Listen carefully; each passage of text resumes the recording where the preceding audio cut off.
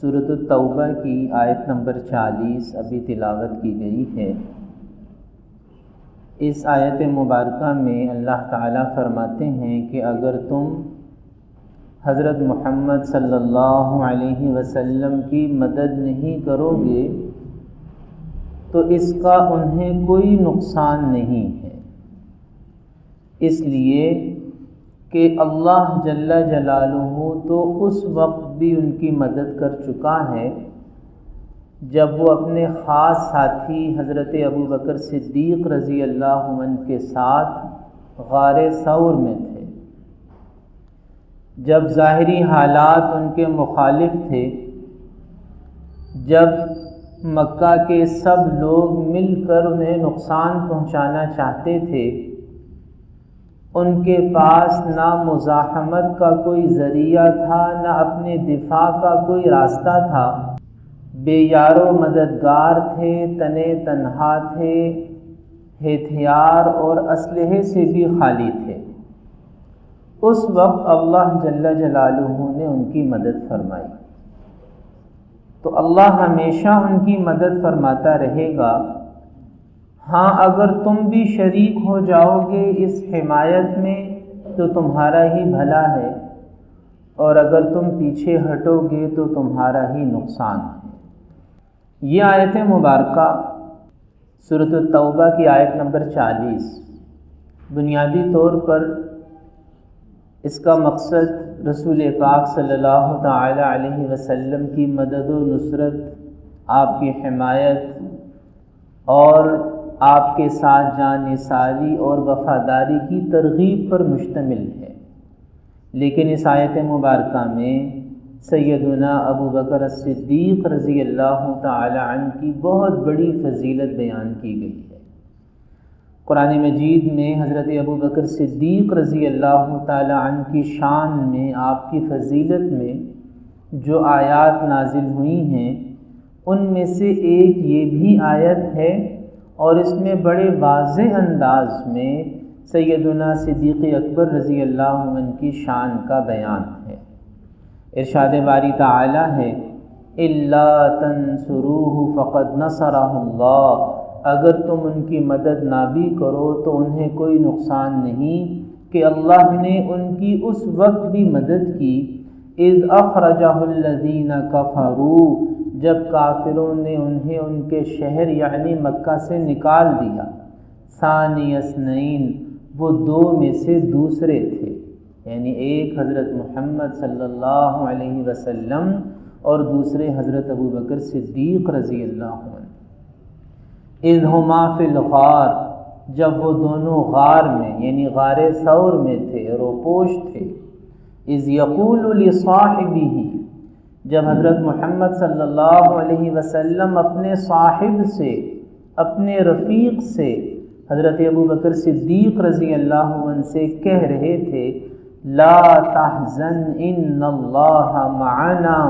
غم مت کرو، بے شک اللہ ہمارے ساتھ ہے، ان اللہ معنا، بے شک اللہ ہمارے ساتھ ہے۔ یہ واقعہ ہے ہجرت مدینہ کا، جب اللہ کے حکم سے نبی پاک صلی اللہ علیہ وسلم نے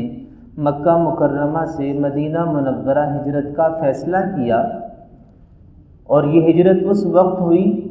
جب مشرکین مکہ رسول پاک صلی اللہ علیہ وسلم کو شہید کرنے کا پکا منصوبہ بنا چکے تھے۔ آپ صلی اللہ علیہ وسلم اپنے رفیق خاص سیدنا ابوبکر صدیق رضی اللہ تعالی عنہ کے ہمراہ مکہ مکرمہ سے روانہ ہوئے۔ آپ صلی اللہ علیہ وسلم نے مکہ سے مدینہ جانے کے لیے شمالی راستے کے بجائے جنوبی راستے کا انتخاب فرمایا، اور اسی راستے میں غار ثور بھی تھا، جہاں آپ صلی اللہ علیہ وسلم 3 دن تک قیام پذیر رہے۔ ادھر مکہ والوں کو جب پتہ چلا کہ رسول پاک صلی اللہ علیہ وسلم تو روانہ ہو چکے ہیں، تو انہوں نے آپ کی تلاش میں بہت سے لوگوں کو لگا دیا، بہت سے کھوجی یعنی قدموں کے نشانات سے کسی کا پیچھا کرنے والے جو کھوجی ہوتے ہیں، انہیں بھی پیچھے لگا دیا، اور انعام مقرر کر دیا کہ کہ جو شخص بھی حضرت محمد صلی اللہ علیہ وسلم کو اور حضرت ابو بکر کو پکڑ کے لائے گا یا شہید کر دے گا اسے 100 اونٹ انعام میں دیے جائیں گے۔ 100 اونٹ بہت بڑا انعام تھا اس زمانے کے مطابق۔ آج بھی اگر دیکھیں تو 100 اونٹوں کی مالیت بہت بڑی قیمت بنتی ہے۔ تو لوگ نکل کھڑے ہوئے، پیچھا کرتے ہوئے نکل کھڑے ہوئے، فوجی بھی نکل پڑے، جنگجو بھی نکل پڑے انعام کی لالچ میں۔ ادھر آپ صلی اللہ تعالی علیہ وسلم غار ثور میں قیام پذیر تھے۔ پیچھا کرتے کرتے لوگ اتنا قریب پہنچ گئے کہ بالکل غار ثور کے دھانے پر پہنچ گئے، غار ثور کے منہ پر پہنچ گئے، اور ان کے پاؤں غار میں حضرت ابو بکر صدیق رضی اللہ عنہ کو نظر آنے لگے۔ بے قرار ہو گئے، پریشان ہو گئے کہ کہیں یہ لوگ میرے محبوب حضرت محمد صلی اللہ علیہ وسلم کو نقصان نہ پہنچا دیں۔ جب وہ بے قرار ہوئے تو رسول پاک صلی اللہ علیہ وسلم نے انہیں تسلی دی، دلاسا دیا اور فرمایا لا تحزن ان اللہ معنا،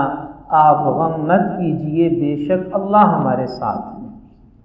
آپ صلی اللہ علیہ وسلم کے ان الفاظ کو اور اس واقعہ کو اللہ نے یہاں قرآن میں سورۃ التوبہ کی آیت نمبر 40 میں بیان فرمایا۔ اور پھر ایسا ہی ہوا کہ اللہ نے مدد فرمائی اور غار کے دھانے پر مکڑی نے جالا بن دیا، مکڑی نے جالا بن دیا، اور وہ یہ سمجھے،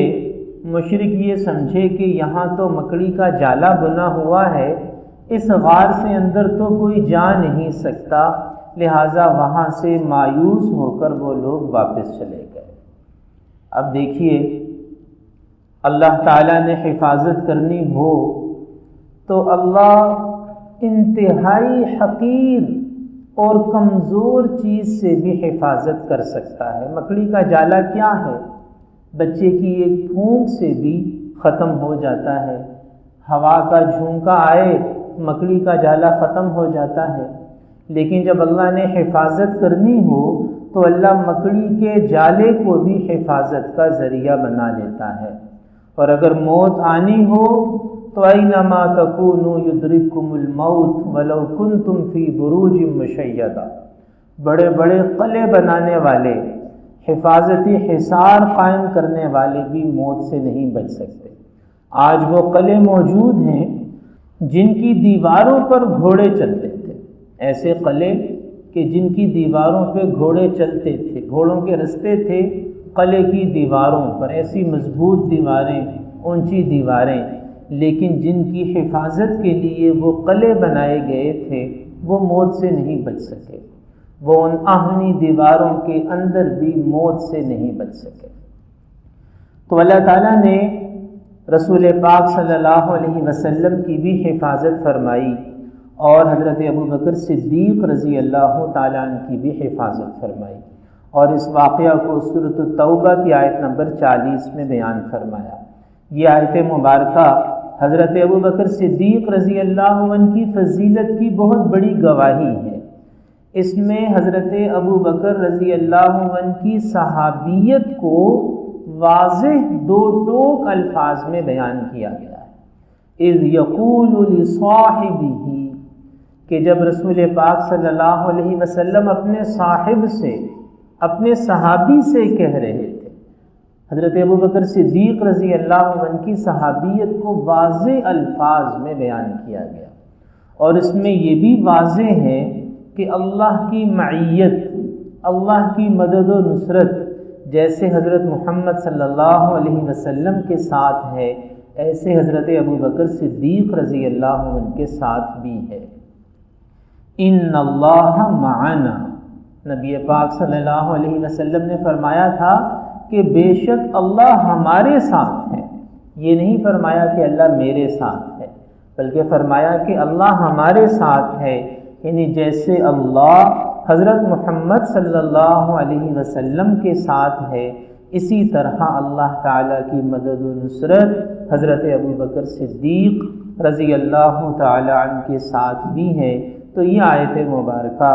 سیدنا صدیق اکبر رضی اللہ عنہ کو بڑے واضح الفاظ میں بیان کر رہی ہے۔ اللہ پاک ہمیں ان مبارک ہستیوں سے محبت کی بھی توفیق عطا فرمائے اور ان کے نقش قدم کی پیروی کی بھی توفیق عطا فرمائے۔ وآخر دعوانا ان الحمد للہ رب العالمین۔